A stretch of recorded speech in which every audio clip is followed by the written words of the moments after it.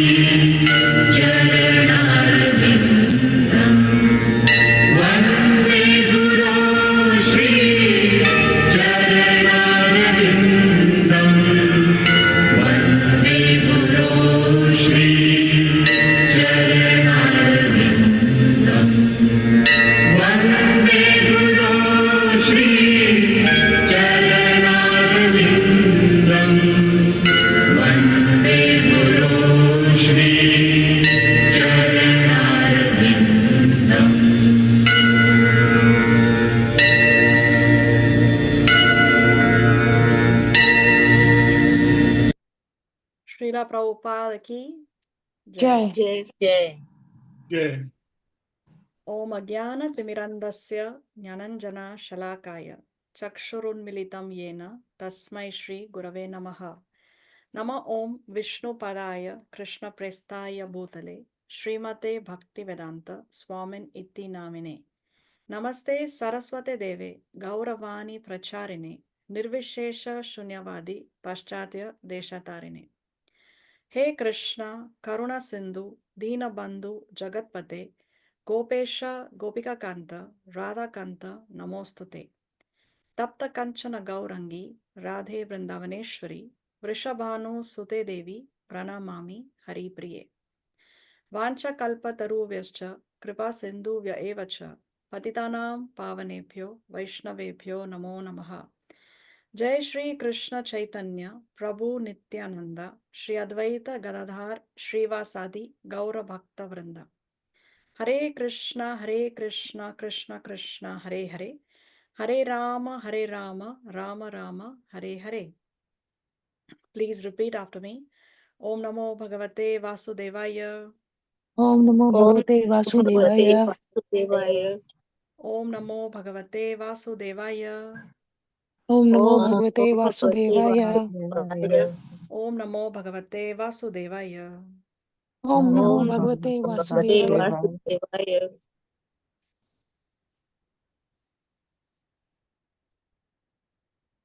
Okay, so what did we see in the previous class?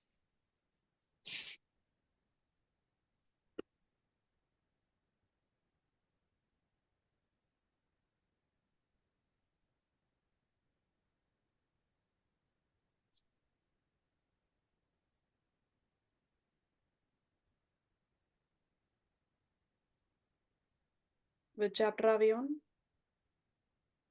Chapter 15. Chapter 15 titled The Yoga of the Supreme Yoga Person. of the Supreme Person. So in the beginning of this chapter, Lord Krishna is giving an analogy to explain the nature of the material world. So he compares the material world to what? Here. Material world is compared to? Pencil. Banyan tree, imperishable banyan tree. Yes, an upside down banyan tree. Banyan So tree. material world is a perverted reflection. No, it's not just a reflection, but is a perverted reflection of the spiritual world. So obviously, whatever is there in the original is there in the reflection. in the shadow. But so whatever is there in the spiritual world is there in the material world, but in the perverted form. In the spiritual world, it is pure. In the material world, it is perverted, contaminated. Just as how pure love exists in the spiritual world, here what exists is lust. So sometimes we mistake lust to be love, but then over a period of time we realize how actually it was not love. So this analogy of banyan tree, Krishna is explaining in the initial verses here.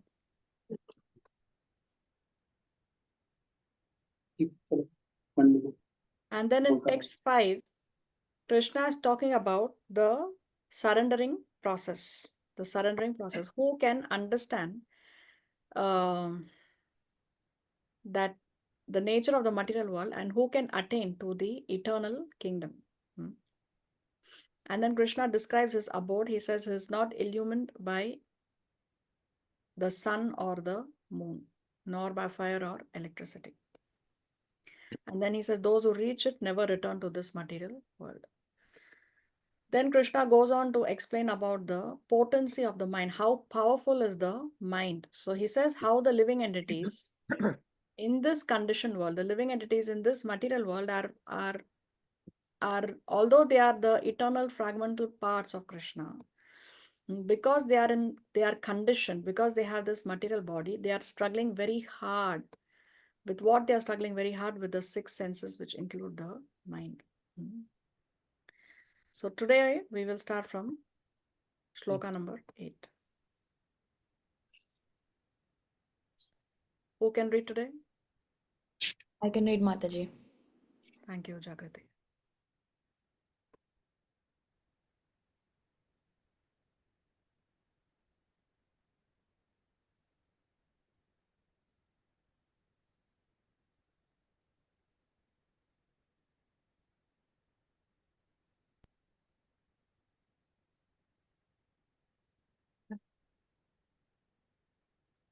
Let us hear the shloka.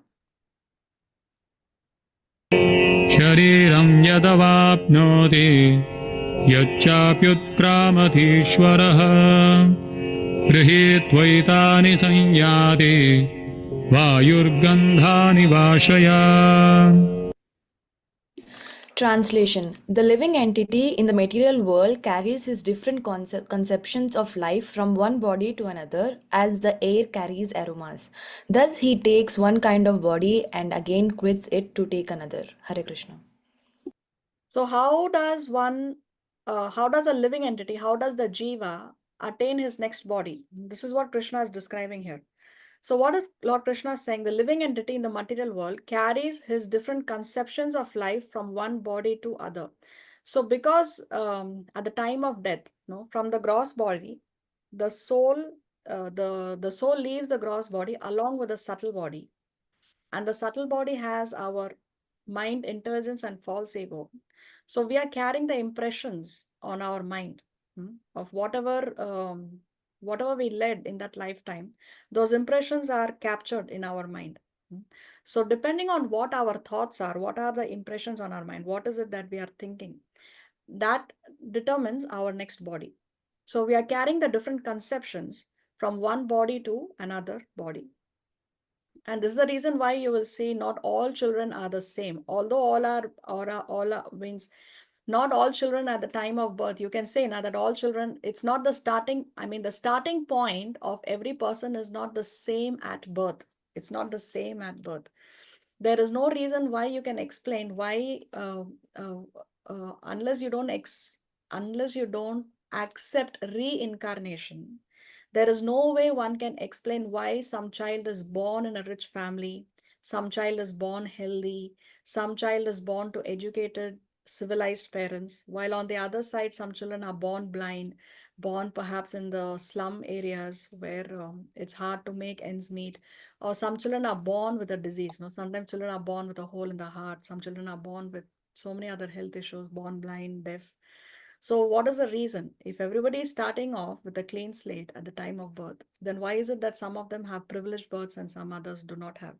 So the only way to explain this is reincarnation. So here Krishna is saying that how we are carrying the different conceptions of life from one body to another.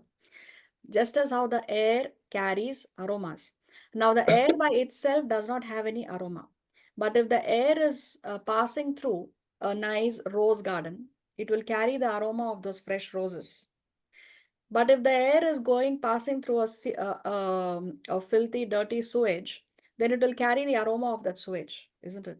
So because the air is coming in touch with with nice fragrance or something that's obnoxious, it is carrying the aroma of that. So in the same way, all the living entity, the jiva, the soul, is pure because we are coming in touch with material nature, because we are coming in touch with this material body.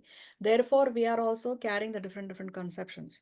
We may carry nice aromas if one is in the mode of goodness, but if one is leading an obnoxious life, doing all kinds of obnoxious things, then we will be carrying the dirty, filthy smell of a sewage, which is compared to the mode of ignorance and passion.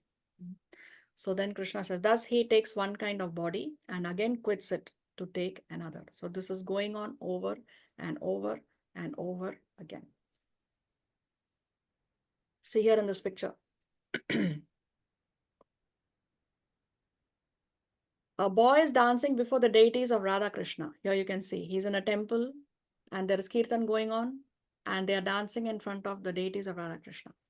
The result of such devotional consciousness is that he is dancing with Krishna as a playmate in the Lord's spiritual abode. So here you can see, because he had this consciousness, the next body he has got is that of a spiritual body. He has attained the kingdom of God and there he is dancing with Krishna. In the next picture, you can see a man is offering charity to a Brahmana. Therefore, he has taken the body of a demigod and is enjoying heavenly delights. So here he is giving in charity. He is giving in charity to a Brahmana, to a devotee. So therefore, he is getting the body of a Devata and is enjoying heavenly delights. So this top picture is in the mode of transcendental goodness in the Shuddha Sattva stage. The next is depicting a person who's in the mode of goodness, the mode of goodness, Sattva Guna. Then here we see mode of passion. A man is eating meat and other abominable foods. In his next life, he is seen in the body of a hog who eats anything and everything without discrimination. So if one person eats without discrimination, eat anything that moves, then he's going to get the body of a hog because the hog eats without discrimination. You don't need a human body in order to live life like this because human body is meant for tapasya. Human body is meant to realize God. So if we don't use the human body the way we are supposed to use it, then we will have to lose this precious human body and take the body of a hog in this case. Then mode of ignorance. A man is approaching a woman with lust. This bestial consciousness carries him to a dog's body. So if people are lusty, then they get the body of a dog because as a dog, he can engage in union with members of the opposite gender anywhere, everywhere, on the street, on the road, at any time. There are no restrictions. So for that, you don't need a human body. If this is what you want to enjoy, then you do it in the body of a dog. Why do you need the body of a human being? So like this, as Krishna said, that we are carrying the consciousness, just as how the air carries aromas. 9. श्रोत्रं चक्षुस्पर्शनं च रसनं घ्राणमेव च अधिष्ठाय मनश्चायं विषयानुपसेवते. Translation.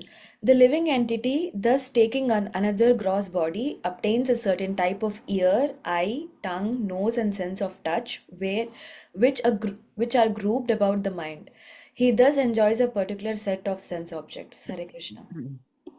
So the living entity takes another gross body. So he gets a certain ear, eye, tongue, nose. So he gets certain, that group of senses which are grouped about the mind. So the mind is the place where the desires are stored. So just as how a magnet will attract iron, in the same way, the mind is attracting the next body. The desires that we have in our mind, the consciousness, that is going to attract our next body.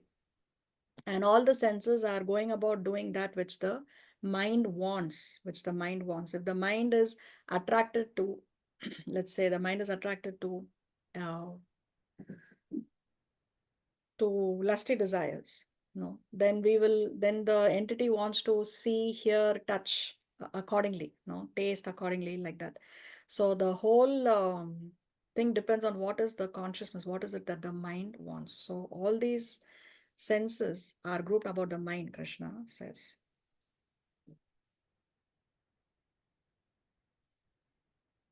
Our particular Sri Radhehari Mataji, you have a question?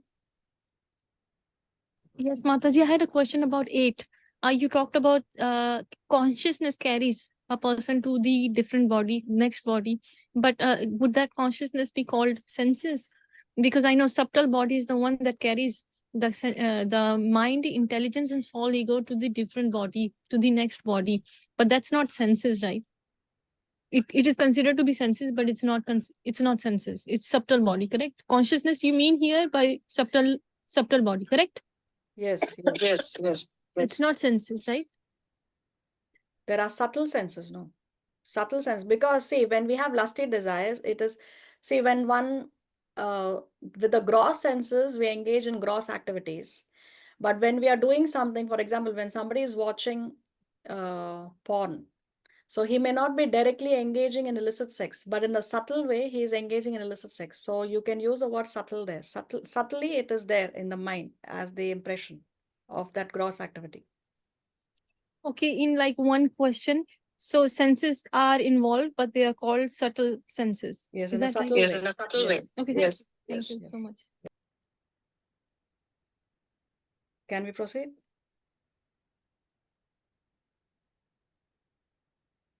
Our particular body is formed around our mind's desires. If we desire to fly, to hang glide, for example, why undergo the tribulation of artificially attaching ourselves to wings? We can fly in the body of a high soaring hawk. If our life's desire is scuba diving, why go to the trouble of having to resurface to fill our air tanks? It's easier to become a fish. If our desire is to enjoy with the opposite sex, then it's easier to fulfill the desire in the body of a dog, where one can engage in the said activity even on the road. Why take the trouble to acquire a place for the same? So based on the mind's desire, a gross body is generated with its particular facility for pleasure. So what is it that we desire? What is it that is on our mind is what determines our next body.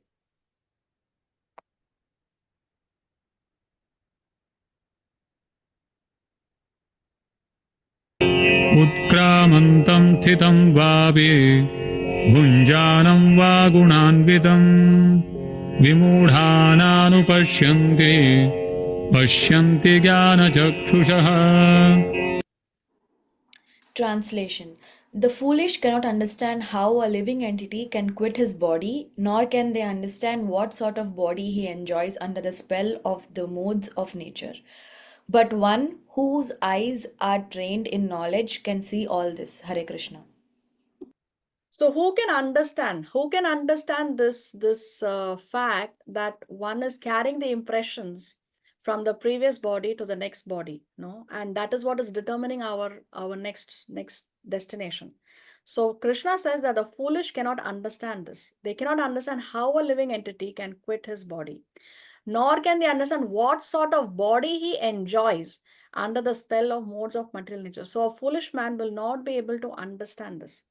But who can understand this? One who is trained in knowledge with jnana chakshu, with the those eyes which are trained in knowledge. Only that kind of a person will be able to see this, will be able to understand this.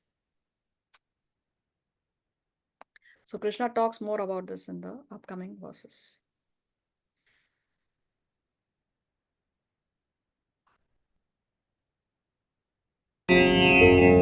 यतन्तो योगिनश्चैनं पश्यन्त्यात्मन्यवस्थितं यतन्तोऽप्यकृतात्मानो नैनं पश्यन्त्यचेतसः.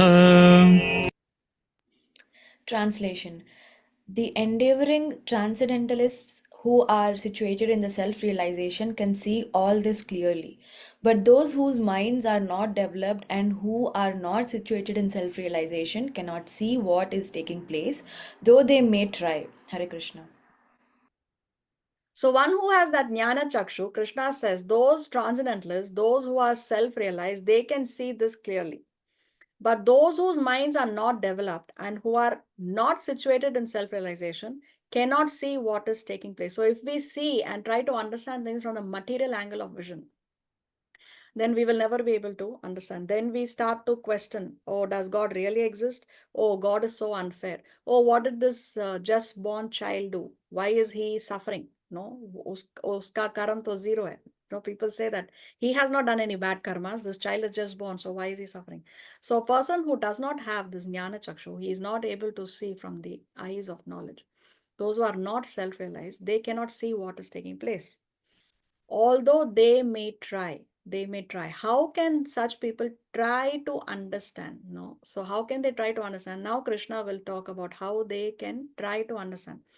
Because when such people can see the great manifestations of Krishna in matter, no, for example, when you see the splendor of the sun, the splendor of the moon, etc. So these are manifestations of the Lord in matter. So you may not be able to, or one may not be able to understand Krishna. One may not be ready to accept Krishna. One may not be able to, one may not want to even accept that God exists. But one will not deny that yes, we need the sun for our survival. If there was no sun, then living entities cannot survive, for example. No. So by seeing these manifestations of Krishna in material nature, then one can try to understand. So this is what Krishna is going to elaborate on in the upcoming verses. यदादित्यगतं तेजो जगद्भासयतेऽखिलम् यच्चन्द्रमसि यच्चाग्नौ तत्तेजो विद्धि मामकम्. Translation. The splendor of the sun, which dissipates the darkness of this whole world, comes for me. And the splendor of the moon and the splendor of the fire are also from me. Hare Krishna. So this is what Krishna is talking. If you can appreciate the splendor of the sun and the moon, then one can try to understand the glories of Krishna. So like that, such people can understand. So the splendor of the sun, which dissipates the darkness of the whole world. So just one sun, from time immemorial, is giving out heat and light and continues to give heat and light. And that one sun is removing the darkness of the whole world. So that splendor also comes from me, Krishna is saying. The splendor of the moon and the splendor of fire are also coming from me, Krishna says. Mamakam, from me.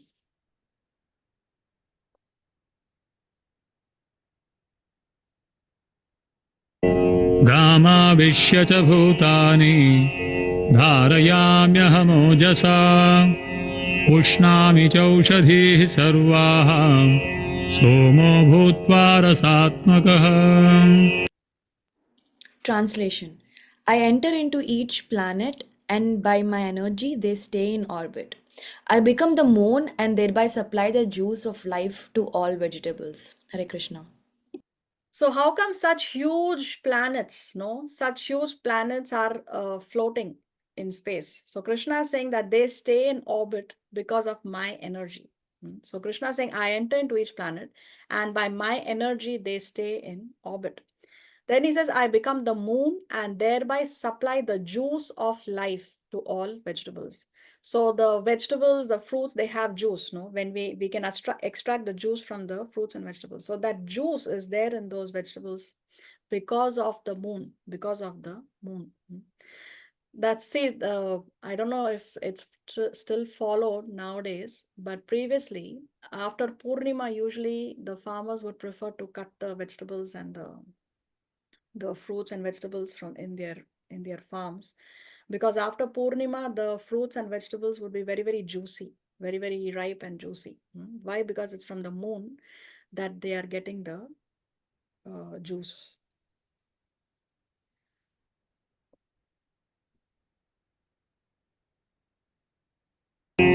अहं वैश्वानरो भूत्वा प्राणिनां देहमाश्रितः प्राणापानसमायुक्तः पचाम्यन्नं चतुर्विधम्. Translation: I am the fire of digestion in the bodies of all living entities, and I join with the air of life, outgoing and incoming, to digest the four kinds of foodstuff. Hare Krishna. So Krishna says that he is the fire of digestion in the bodies of all living entities. So just see, even human beings think that I'm the controller. No, I'm the controller. I can do whatever I want. I'm a self-made man, and so many other things human beings claim. But we are not able to even digest the food that we eat. Even to digest that food also, we need Krishna. So Krishna is saying, I am the fire of digestion in the body of all living entities. Aham Vaishvanaro, he says. So this Lord, Vaishvanara, is the plenary portion of the digesting fire. So there is an entity, of course, an expansion of Krishna, who is in charge of our digestion also. When one of the samskaras that is done in Vaishnava culture is the Annaprasana samskara, which is when the child eats the first grain at 6 months. When the child is 6 months, the first grain is given to the child. Before that, the child is only on milk, no? Ideally only on mother's milk. So the first grain that is fed to the child, that time they do a ceremony and they invoke this god. They invoke Vaishnava Nara so that he can preside and digest the foodstuff of the child, and the child will not have any digestive disorders. Many of the diseases are because of digestive disorders. So actually this Lord, he is invoked at that time of the Annaprasana ceremony. So Krishna is saying that he is the fire of digestion in the bodies of all living entities, and I join with the air of life, outgoing and incoming, to digest the four kinds of foodstuff. So there are four kinds of foodstuff. See here, you can see in the picture how Krishna is the digestive fire of every living entity. So what are these four kinds of foodstuff? The four kinds of foodstuff are the foods that are swallowed, chewed, licked, and sucked. So foods can be divided into these four categories: foods that are swallowed, foods that are chewed, foods that are licked, and foods that are sucked. So what kind of foods are swallowed? What kind of foods we swallow?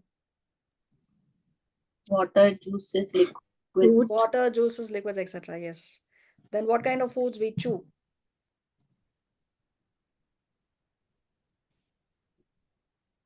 Grains and vegetables. Yes. What kind of foods we lick?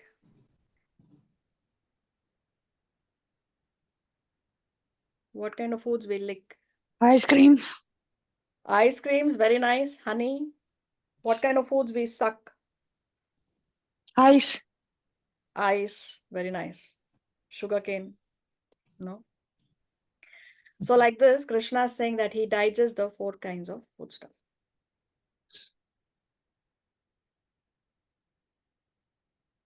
सर्वस्य चाहं हृदि सन्निविष्टो मत्तः स्मृतिर्ज्ञानमपोहनं च वेदैश्च सर्वैरहमेव वेद्यो वेदान्तकृद्वेदविदेव चाहम्. Translation: I am seated in everyone's heart, and for me come remembrance, knowledge, and forgetfulness. By all the Vedas, I am to be known. Indeed, I am the compiler of Vedanta, and I am the knower of the Vedas. Hare Krishna. So Krishna is saying, I am seated in everyone's heart. He is seated in everyone's heart as the Paramatma, as the super soul. And as a super soul, what are the three things that he does? He gives us remembrance, knowledge, and forgetfulness. Remembrance, knowledge, and forgetfulness. So what does he help us remember? He helps us remember the past good experiences. No, we have gone through some experiences, and he helps us remember those past good experiences so that we can connect to him. Now, for example, when they want to advertise, when there is an ad, sometimes they give out free samples. No, they give out free samples so that you can use it. And then when you go to a supermarket and you see that same product on sale, you remember, oh, I had used this before and it was nice. No, it was a good product. So then you want to purchase it. So like that, when he gives us a remembrance of the past good experiences, then we want to indulge in it more. For example, that's the reason why when we engage in devotional service, we feel very happy and joyful. Immediately we can connect to a past experience in some lifetime, some good we may have done. And therefore, when we engage in devotional service, or even when we were in the spiritual world, we were engaged in devotional service. Even in the spiritual world, we are engaged in seva. No, so when we do devotional service here also in this lifetime, immediately we feel happiness, a happiness that has no equal to anything material in the world. You will not get that joy in anything material. No amount of money, no amount of fame, beauty, riches will give you that kind of happiness that you get when you engage in devotional service. So why? Because immediately the super soul is helping you remember the past good experiences. Then forgetfulness. So similarly, he makes us forget the past bad experiences. This is the reason why we do not remember our past lifetime. We don't remember. See, sometimes people say that, oh, it's not fair that I have to pay for the karma that I did in a previous lifetime, but I don't know what I did. So I have to pay for something that I don't know, But then Krishna is doing us a favor by helping us forget our past lifetime. Because imagine, to handle the relationships of this lifetime itself is so challenging. Take care of your husband, wife, children in this lifetime. It's quite a responsibility. And if you have to take care of somebody who were your children, your husband, your wife, your in-laws, or your parents from a previous lifetime, then how we will go crazy, is it not? So somebody says that I was your son in the previous lifetime, and when I was newly born, you died and you left me. So now you have to take care of me in this lifetime. So we will go nuts. We'll go completely crazy. So he helps us forget that which is not necessary. It's actually Krishna's favor that he's helping us forget. And knowledge, as the super soul, he's guiding us, giving us knowledge, always guiding us as to what is right and what is wrong. This is what we call as consciousness. When we feel bad when we do something bad. So that is the super soul who is guiding us from within. That's why the super soul is called as a Chaitya Guru. Chaitya Guru, the Guru who is guiding us from inside, internally. So the super soul has these three functions: knowledge, remembrance, and forgetfulness. Then what does Krishna go on to say? By all the Vedas, I am to be known. So the whole goal of learning Vedas, at the end of it, is that we should know Krishna. Who has to be known? It is Krishna. Krishna has to be known. And not only that, Krishna says that I am the compiler of the Vedanta. He's the compiler of the Vedanta. Now, what is Vedanta? Vedanta is a combination of two words, Veda plus Anta. So Vedanta means it is a conclusion of the Vedas. So the Vedanta was composed by Srila Vyasadeva. And Srila Vyasadeva is a literary incarnation of Krishna. So therefore Krishna is saying, I am the compiler of the Vedanta and I am the knower of the Vedas. So not only he's a compiler of Vedas, of the Vedanta, he's also the knower of the Vedas. So Krishna, of course, he knows the Vedas. So Krishna is both Vedanta Krit as well as Veda Vid. Vedanta Krit means he is the compiler of the Vedanta and he's also Veda Vid. He's the knower of the Vedas. Even if somebody claims that he knows the Vedas, even if there's somebody who says that I know the Vedas, nobody can claim that he's the compiler of the Vedanta. That is only Krishna.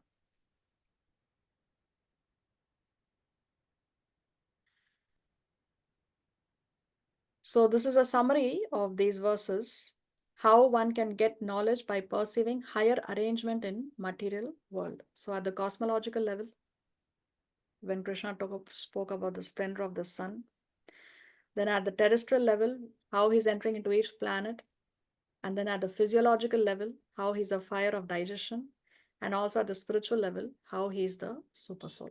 So at the cosmological, terrestrial, physiological, and spiritual level, one can perceive the glories of Krishna by perceiving the higher arrangements in the material world. Now what we were going to say, 16, 17 and 18 is called as a 3 Shloki Gita. It is the essence of all Vedanta. So 3 Shloki Gita are these verses from 15th chapter, 16, 17 and 18. Let us see what Krishna has to say here. He's going to discuss Sambandha, Abhideya and Prayojana. Does anybody remember what is Sambandha, Abhideya and Prayojana from a previous class? Sambandha is a relation. Sambandha is the relation. So what is our relationship with God? Very nice. Then what is Abhideya?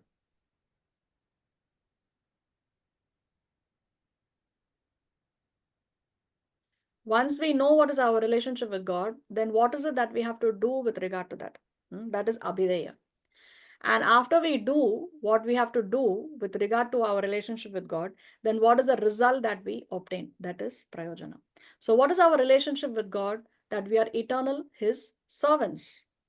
Now, when we establish that sambandha, that relationship, that we are eternally the servants of God, what is it that we have to do? Obviously, a servant has to serve, isn't it? That's the duty of a servant. Servant means he has to serve. So one engages in services, one engages in devotional service to the Lord. And as a result of attaining devotional service to the Lord, what is it that we attain? What is the prayojana? What is the result of that? The result is that we develop love of God. Love of God. So this is Sambandha, Abhideya and Prayojana. And this is what Krishna is going to explain in this 3 Shloki Gita. Let us see. द्वाविमौ पुरुषौ लोके क्षरश्चाक्षर एव च क्षरः सर्वाणि भूतानि कूटस्थोऽक्षर उच्यते. Translation. There are two classes of beings, the fallible and the infallible. In the material world, every living entity is fallible. And in the spiritual world, every living entity is called infallible. Hare Krishna. So Krishna is saying that all the living entities can be divided into 2 categories. What are they? The fallible and the infallible. Fallible means those who are conditioned, the conditioned living entities. They are the fallible, and the infallible ones are those living entities who are at the liberated state. They are not in the conditioned state. So those living entities who are in the spiritual world, they are the infallible. And in the material world, every living entity is fallible. So we have fallen down. We are in the conditioned state. Krishna is saying in the material world, every living entity is fallible. In the spiritual world, every living entity is infallible. Yeah, Shri Radhe Hari Mataji. Yeah, Jhanvi. it says in creation though. It says in creation there are 2 living entities, infallible and fallible. So in creation, meaning in this world, right? So this world is Mrityu Sansar. It's a kuntha.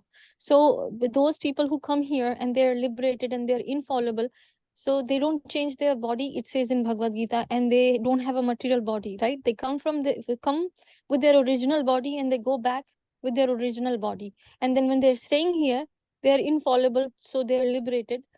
So my question is that, like a conditioned souls change their body. They have 6 types of changes, and then their body is material, and they are conditioned. They are not liberated, right? So in differences to that, like infallible, are they talking about the creation? Like they are here in this created world, because it says in the spiritual world they don't change their body. They don't go under 6 changes. But when they come to here in the creation, they don't change their body, and they don't have material body. The living entities in the spiritual world, they do not have a material body. The living entities in the material world, they have a material body which undergoes 6 changes. I'm only talking about infallible people. Infallible people in the creation. They're coming here in the creation, in the Maya Jagat. They're liberated. They don't change their bodies, right? And they don't have their bodies not made of matter. That's what the Bhagavad Gita says. That when they live in the spiritual world, their body doesn't change and their body is not made of matter. But when they come here in this Jagat. So what do you think? Srila Prabhupada is fallible or infallible? I think, is Infallible. infallible, but he changes his body. His body is changed from old person to young person, and then he takes birth and that's just the body, but his soul is infallible. Yes. Yes. So basically, okay, you just answered my question. So people do come in this world and they live spiritually here, and they are infallible, meaning they don't change. They do change their body, and they are made of matter. Okay, so Just the- infallible means they do not fall down. There is no chance of them falling down. Infallible means they will not fall down. So Srila Prabhupada, externally speaking, he has a body that is growing old from the external angle of vision. But still, Srila Prabhupada is completely spiritual. There is no chance that a Mahabhagavat like Srila Prabhupada will fall down. लेकिन उनका जो बाहर का शरीर है वो तो बदलता है ना. Yeah, so that's what I said. Externally speaking, it appears that way. So yes, we can see Srila Prabhupada is growing old. But that doesn't mean that he is fallible. He is infallible because there is no chance of him falling down on the material platform. He is Okay, still so completely spiritual. So let me understand you.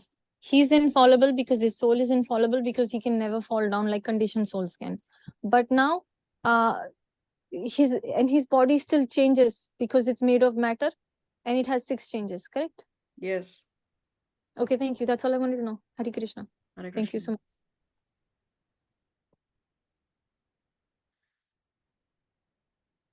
Okay, let's go to 17. उत्तमः पुरुषस्त्वन्यः परमात्मेत्युदाहृतः यो लोकत्रयमाविश्य बिभर्तव्य ईश्वरः. Translation. Besides these two, there is the greatest living personality, the Supreme Soul, the imperishable Lord Himself, who has entered the 3 worlds and is maintaining them. Hare Krishna. So besides these two, which two? Just what Krishna mentioned in the previous verse, that there are 2 categories of people, the fallible and the infallible. So now Krishna is saying, besides these 2 entities, the fallible and the infallible, there is one who is greatest, no, who is above both of them. Who is that person? That greatest living personality is the Supreme Soul, the Super Soul, the imperishable Lord Himself. And that imperishable Lord has entered the 3 worlds and is maintaining them. So he is maintaining. So that super soul, that supreme soul is above both the fallible and the infallible living entities. That supreme soul has entered the 3 worlds. So what are these 3 worlds? Higher planetary systems, middle planetary systems, and lower planetary systems. We know in our universe, we have 14 planetary systems. So they are called the 3 worlds. 3 worlds, higher, middle, and lower planetary systems. So that's why it's called 3 worlds. So that Supreme Lord has entered the 3 worlds and is maintaining them. We know that the Super Soul enters into the heart of every living entity. Now, who is that Supreme Soul? Who is that Supreme Soul? That Krishna answers in the next verse. यस्माक्षरमतीतोऽहम् अक्षरादपि चोत्तमः अतोऽस्मि लोके वेदे च प्रथितः पुरुषोत्तमः. Translation. Because I am transcendental, beyond both the fallible and infallible, and because I am the greatest, I am celebrated both in the world and in the Vedas as the Supreme Person. Hare Krishna. So who is that Supreme Person? Krishna is saying, I am that Supreme Person. See, there are so many faiths, no? And many times they refer to the Lord as Paramatma. But who is that Paramatma? That they do not know. That they do not know. So here Krishna is very clearly saying that that Paramatma, that Supreme Person is me. Is me, Is he is me. saying. No? So Krishna is saying, because I am transcendental, beyond both the fallible and the infallible. So Krishna is, of course, beyond the fallible and the infallible. And because I am the greatest, so there is nobody greater than Krishna. There is nobody equal to Krishna. I am celebrated both in the world and in the Vedas as that Supreme Person. So in the Three Shloki Gita, what did Krishna first say? That there are 2 categories of beings, the fallible and the infallible. Then he said, beyond the fallible and the infallible, there is one Supreme Person, Supreme Person. And then in 18, he says, that Supreme Person is me. No? So this is the three shloki Gita. Obviously, when we know that that supreme person is Krishna and we are subordinate to him, then we are establishing our relationship with him. When we establish our relationship with him, then obviously we are servants, we understand that, and then we have to serve. So here Krishna is saying that he is the Purushottam. He is not only he is not only the super soul, he is not only the Paramatma, he is also the Purushottama. Remember, the title of this chapter is Purushottam Yoga, the yoga of the supreme person. So here Krishna is saying that that super soul, that Paramatma, that Purushottam is me.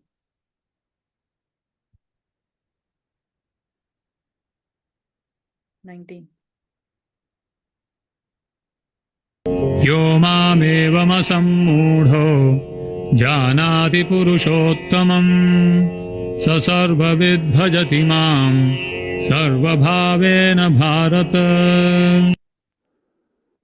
Translation: Whoever knows me as the Supreme Personality of Godhead without doubting is the knower of everything. He therefore engages himself in full devotional service to me, O son of Bharata.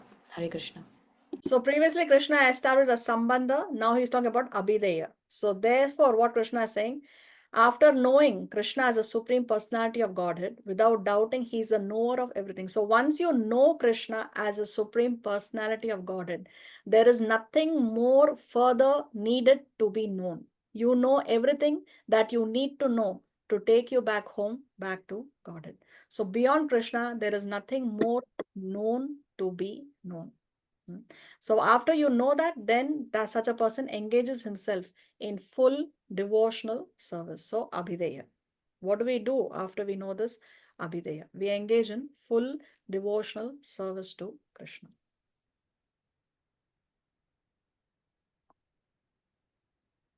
So here you can see how he's engaging in devotional service to Krishna. The last verse of this chapter. इति गुह्यतमं शास्त्रम् इदमुक्तं मया नघ एतद्बुद्ध्वा बुद्धिमान् स्यात् कृतकृत्यश्च भारत. ॐ तत्सदिति श्रीमद्भगवद्गीतासूपनिषत्सु ब्रह्मविद्यायां योगशास्त्रे श्रीकृष्णार्जुनसंवादे पुरुषोत्तमयोगो नाम पञ्चदशोऽध्यायः. Translation: This is the most confidential part of the Vedic scriptures, O sinless one, and it is disclosed now by me. Whoever understands this will become wise, and his endeavors will know perfection. Hare Krishna. So this is the most confidential part of Vedic scriptures. What is the most confidential part of Vedic scriptures? What is that Krishna has just said?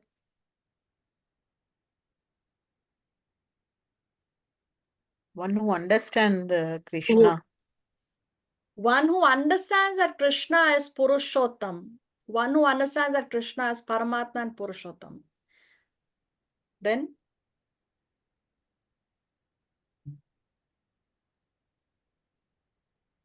Krishna has also said that he is the ultimate.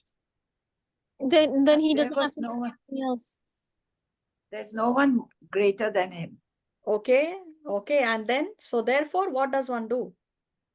Service, unalloyed service to Krishna. Here Krishna says, is it not? He said here, one who knows me as a supreme personality of Godhead engages himself in full devotional service to me. So this is the most confidential part of the Vedas.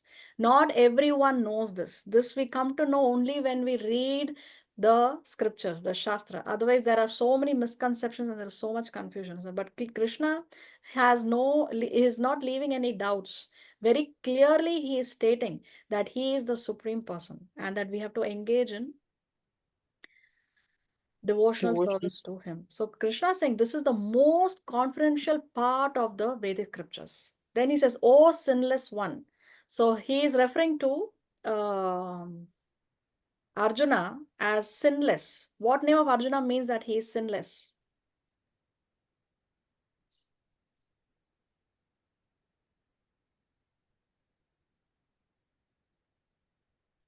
You can see it in the shloka. Mataji, what is your question? Guyatam?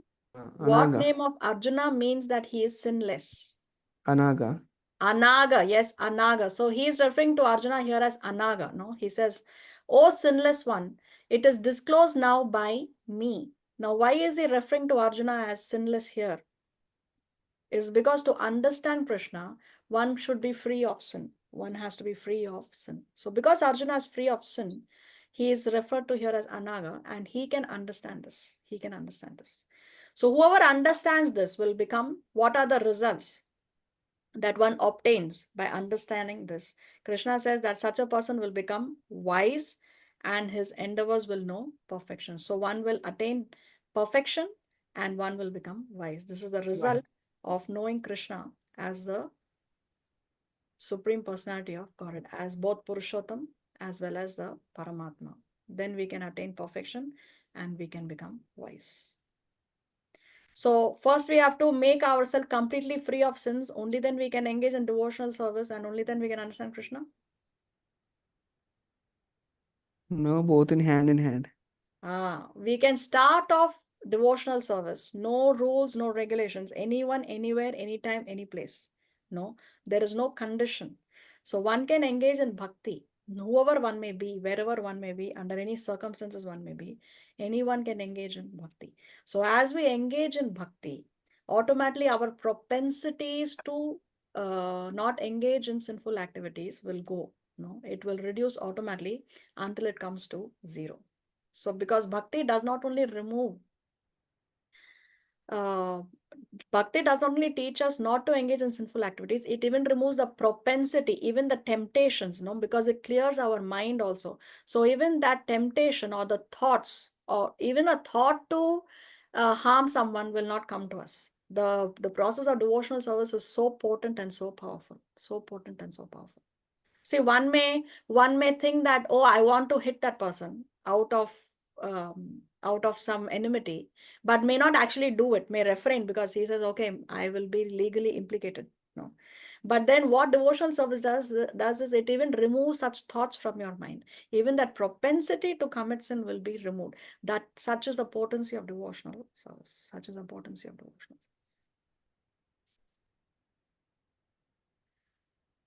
So like this, by the mercy of Guru and Krishna, we have come to the end of chapter number 15. When I share the slides in the group, you can read these chapter summaries. Srila Prabhupada ki jai, Srimad Bhagavad Gita ki jai.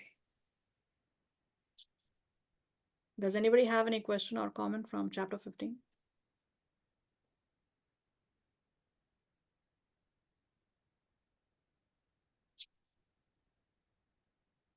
Mataji, I have a question, but it's regarding the test. When we submit our test and we don't get the results, only after everybody is submitted, we get the results, right? After the due date, you will get the results. Irrespective of whether everybody has submitted or no. When the due date is passed, then you will get your results. Okay. So what's the question? Is that My- what? Is that your question? My question was like, you can get your scores like beforehand. I mean, already आपने दे दिया है, अब क्या करेंगे? लेकिन मुझे लगता है कि जब हम दे देते हैं तो वो दूसरों को भी रिवील कर देता है आंसर्स, तभी नहीं होता ना, तभी you can give the only on the date you can give. Just because of that, Your question. when someone submits her test and they don't get the results and they get the results only the time, the date that is considered. Before you cannot give the results because when you give the before results, everybody can see the answers. That's why. Oh, you want to know why you cannot see the answers before the due date? Is that your question? Oh my God, such a complicated. See, the system on formatives is set in such a way that the results will be revealed only when everybody else has submitted. Because what happens is, if you give your exam on the first day, you already know what are the right answers and what are the wrong answers. And you can discuss the answers with somebody else in the group when others have not submitted. So there are people who are communicating between themselves. So we have to respect the fact that when the due date is there, then only we can reveal the results to everybody else. Everybody. Okay. That's how Yeah, it but is in schools and colleges, is it not? yeah, but I won't do that. That's foolish. No, that's okay, but we cannot remove the setting on formatives for one person, right? It's something that is set for the whole exam. The whole structure of the exam is set like that. It's not individual for this one like this, that one like that. We cannot do that. Thank you. Okay. Then. Yeah. Okay. So let us see the Falashruti at least of chapter 16.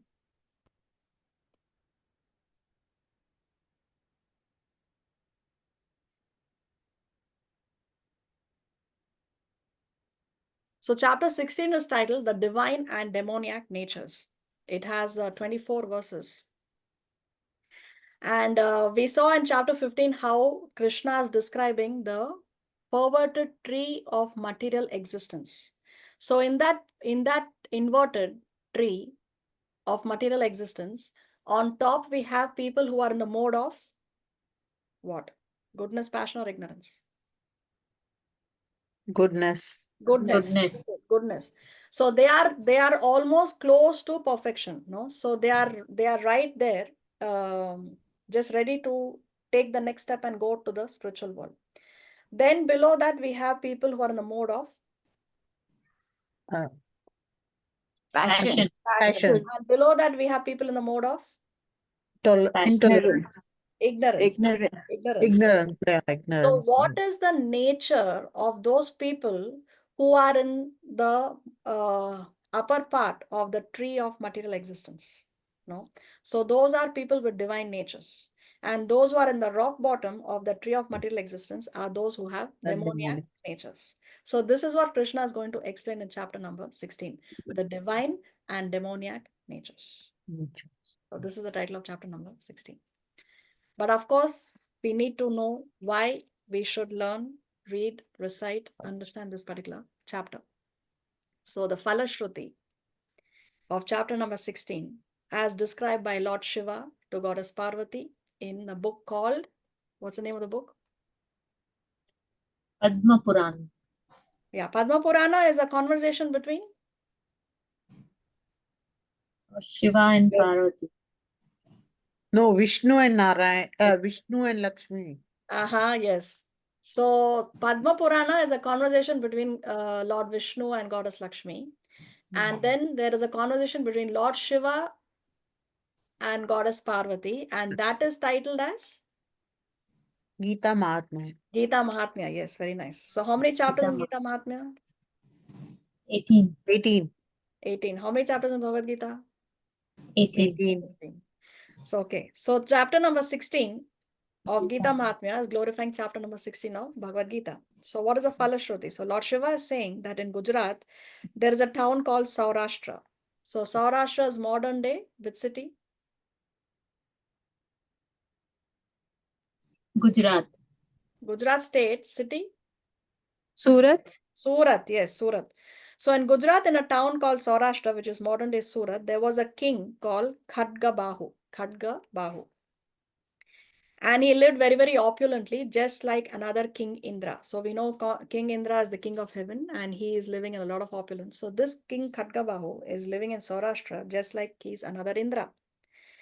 And he had a very passionate male elephant called Ari Mardana. And from the temples of that elephant, a liquid would ooze out because of his pride. So this elephant was very, very, very, very proud. And out of his pride, it is described that there would be a liquid that is oozing out of his temples. So once in a fit of anger, he broke loose from his chains and started to chase the citizens of the kingdom of Khadgabahu. And people ran as fast as they could in order to avoid him because they were scared that the elephant would trample them. Now the elephant keepers immediately reported the matter to the king. So a king, he's responsible for anything that happens in his kingdom. So obviously the elephant keepers, they go and report this to the king. And the king immediately goes to the spot where the elephant was running crazy along with his son. And he saw that many people had been trampled by this elephant. So this elephant has gone completely crazy, completely mad, and he has already killed many citizens. And as the king was seeing this, he suddenly saw that there was a Brahmana who was peacefully returning from a lake after his bath. And he was silently reciting the first 3 shlokas of the 16th chapter of the Bhagavad Gita. Now, this Brahmana, he started to walk straight towards the elephant. And people told him, do not go near the elephant. You may be killed by that elephant. That elephant has completely gone crazy. But then the Brahmana was completely fearless. And he walked straight up to that elephant. What was the name of the elephant? Who remembers?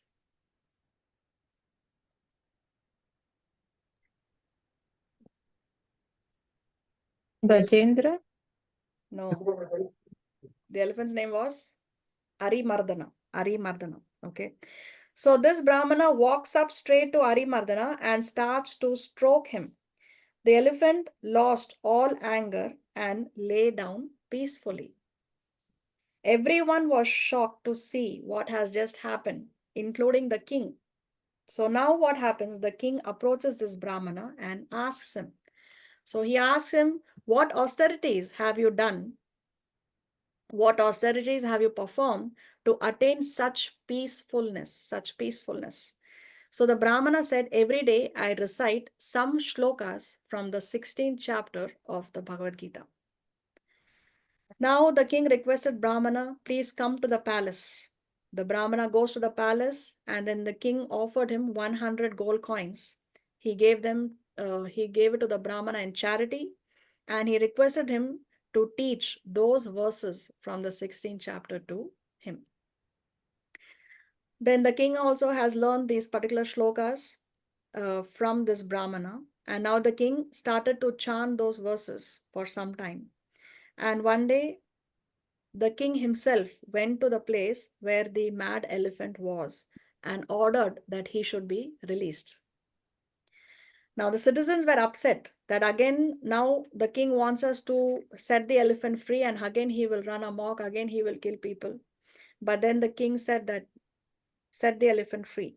Then the king went to the elephant, and the elephant immediately laid down, and the king started to stroke the elephant. After that, the king returned to the palace. He installed his son as the king and left for the forest, where he worshipped the Lord by chanting shlokas from the 16th chapter of the Bhagavad Gita, and quickly attained the lotus feet of Lord Sri Krishna. So what is the Falashruti? Anyone who chants the 16th chapter of Srimad Bhagavad Gita, however sinful he is, very quickly attains the same goal as King Khadgabahu, the lotus feet of Lord Sri Krishna. So this is the benefit of reading, reciting, learning this particular chapter. So let us see the connections between 15 and 16. Chapter 15 describes the banyan tree of the material world. The modes of material nature nourish both the upper auspicious divine branches of the tree and the lower demoniac branches. Extra roots of the banyan tree were also compared to the activities of the living entities, some auspicious and some inauspicious. Chapter 16 explains the divine qualities that elevate one on the tree and ultimately leads one to perfection. Chapter 16 also describes the demoniac qualities and the mentality which drives one lower on the tree and ultimately to hell. So what are the qualities? So those who are in the upper branches, they have divine qualities. Those who are in the lower branches, they have demoniac qualities. But if one can develop divine qualities, one can go from the lower branches to the higher branches. And if one is on the higher branches and then develops demoniac qualities, then he will go from higher to the lower branches. So what are the qualities that can elevate one? And what are the qualities that can lead one to degradation? So connection between 15 and 16. In the 15th chapter, Krishna introduces the metaphor of the upside down tree for representing material existence and describes the process of breaking free from that tree, that is gaining liberation. Implicitly continuing that tree metaphor in the 16th chapter, he describes qualities of people at the two extremes of the tree. He first explains the divine qualities that elevate one on the tree and enable progress on the path of liberation. That is the first three shlokas of the chapter. And then the demoniac qualities and mentality which drive one lower on the tree and ultimately to hell. That is from shloka 4 to 21. So only the first three shlokas, Krishna is talking about divine qualities. And then from 4 to 21, Krishna is talking about the demoniac qualities. So many shlokas are dedicated to demoniac qualities. Not only do the demoniac become increasingly entangled, they also spread disorder, disaster, and distress in the world, thus making it hellish by their exploitative actions. When Krishna outlines the demoniac mentality, it strikingly resembles Duryodhana's mentality, constant scheming for wealth, eagerness to kill rivals, devilish pride in the success of one's murderous schemes. Through these descriptions, Krishna indirectly reminds Arjuna of the importance of his divine nature and his Kshatriya duty therein, both of which require him to protect the world from such demoniac rulers.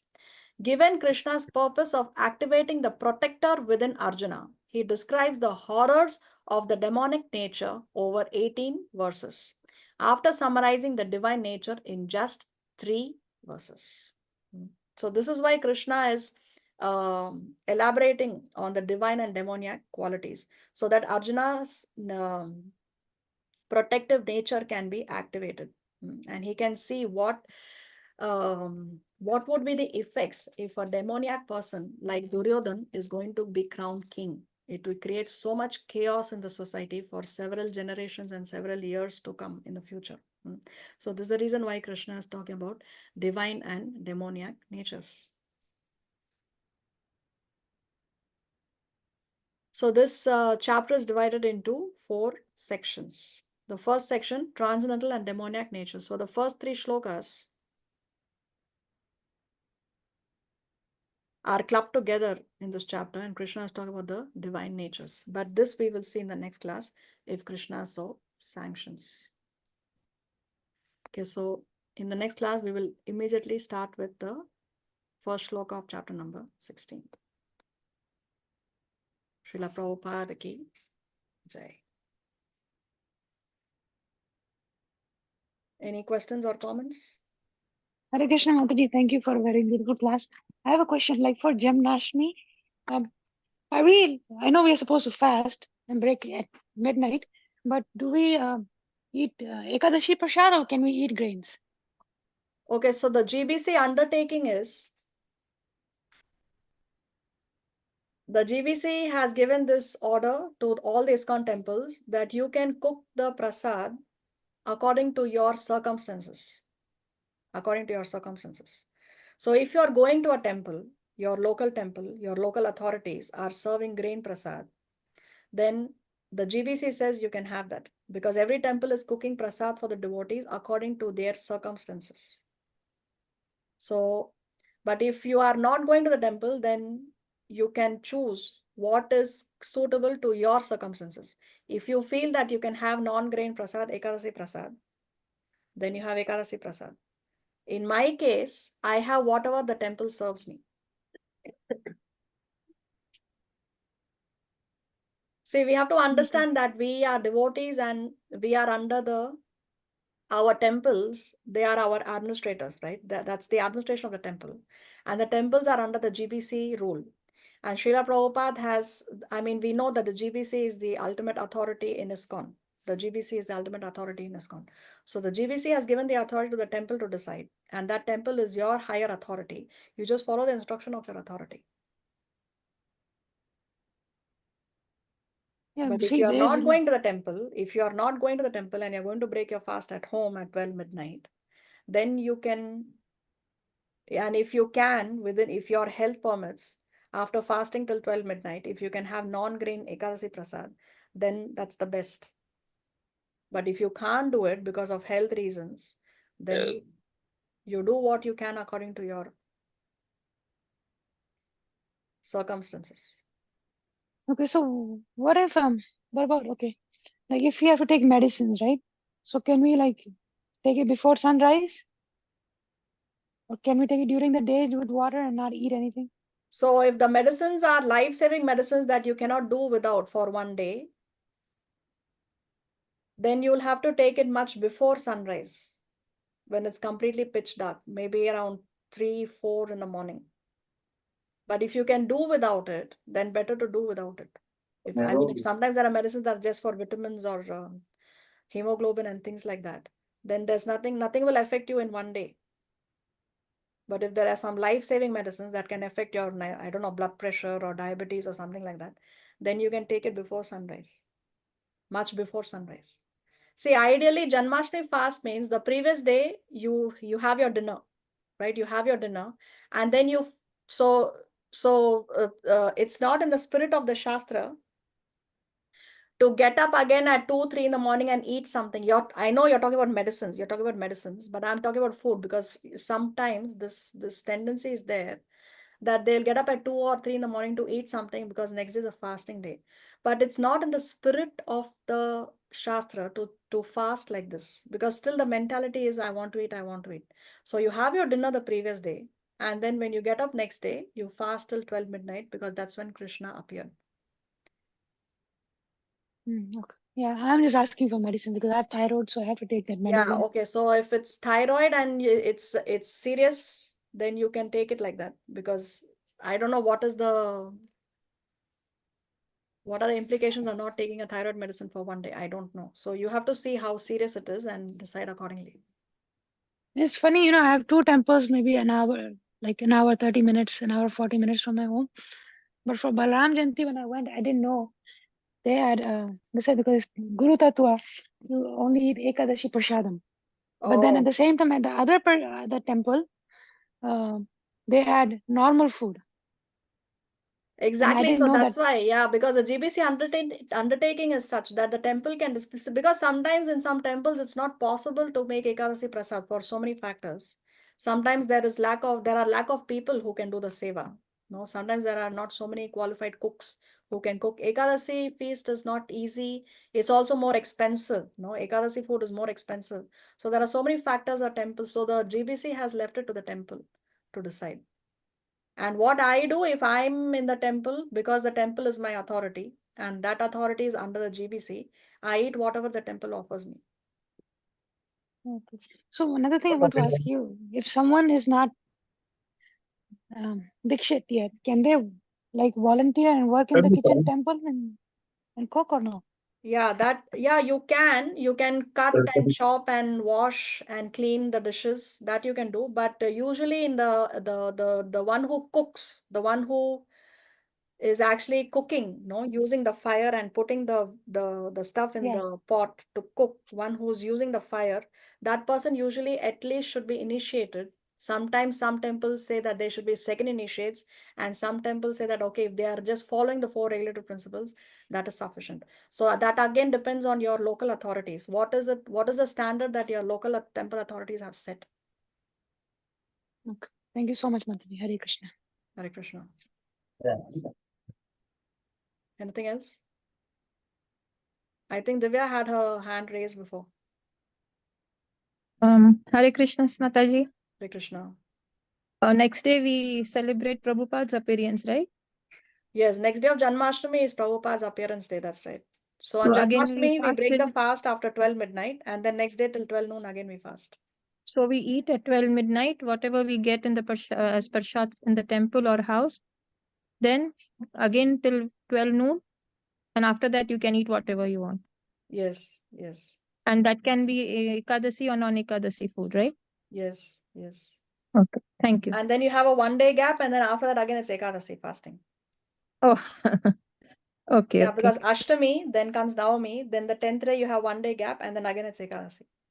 So which day is Ekadasi now? This week? Coming week? Thursday is Ekadasi in Chile. Thursday is Ekadasi. Okay. Thank you. You're welcome. Anything else we need to discuss?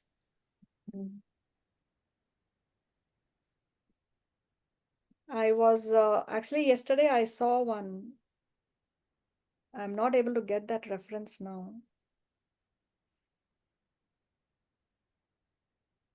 Give me a minute. Let me see if I can find it.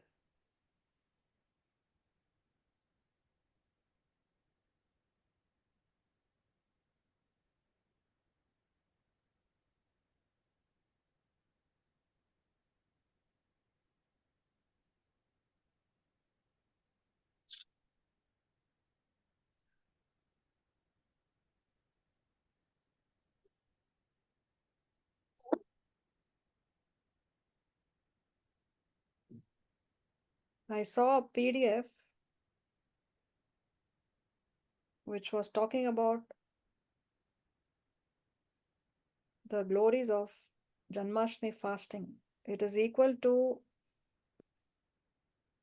20 lakh, if I'm not mistaken. That shloka said it is equal to 20 lakh Ekadasi fasts. One Janmashtami fast is equal to 20 lakh Ekadasi fasts. I will try to search for the PDF and I will share it in the group if I can find it. I just saw it yesterday. I stored it somewhere, but now I stored it so well that I'm not able to find it. So if I find it, I will share it in the group. Okay, so yes, Ekadasi fasting is very, very auspicious, and Janmashtami is also very, very auspicious. Janmashtami, I think of all the fasts, it's the most difficult. We go up till 12 midnight without food and water. If you cannot fast without food and water for a health reason, then you can drink water. If you still have a health reason and you have to eat something, then you can have some fruits. So really depending on your health, if your health permits, never compromise on your health. Health comes number one, then comes personal sadhana. If you don't have health, you cannot do personal sadhana. So seeing your health situation, you can fast accordingly. Yeah, Divya, you have a question? Yeah, that day you said that Radha Ashtami is a bigger festival than Janmashtami. Why is it so? Yeah, Srila Prabhupada said that the big festival is Radha Ashtami. Janmashtami is an indication, a reminder that Radha Ashtami is coming soon. Because see, Krishna is Madana Mohana. Srimati Radharani is Madana Mohana Mohini. No, Krishna is the attractor of thousands of cupids. But Srimati Radharani is that personality who is the attractor of that personality, who is the attractor of thousands of cupids. So wherever, if you see also Srimati Radharani and Krishna Murtis, you see Krishna is busy with, he's just playing his flute. He's busy playing his flute. Who's the one who's blessing you there? It's Srimati Radharani who's in that blessing posture, isn't it?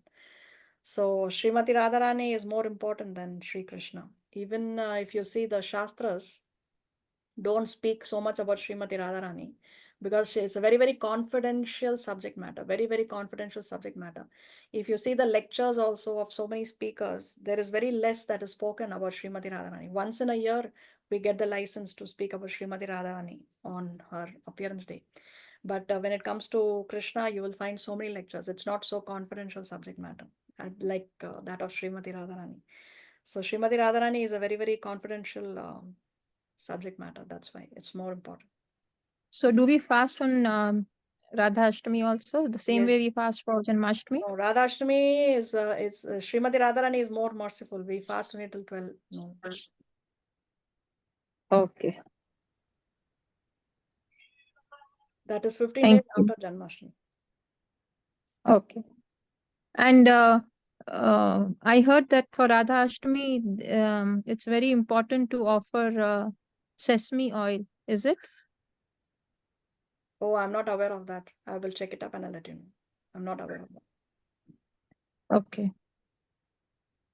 Thank you. You're welcome. Anything else?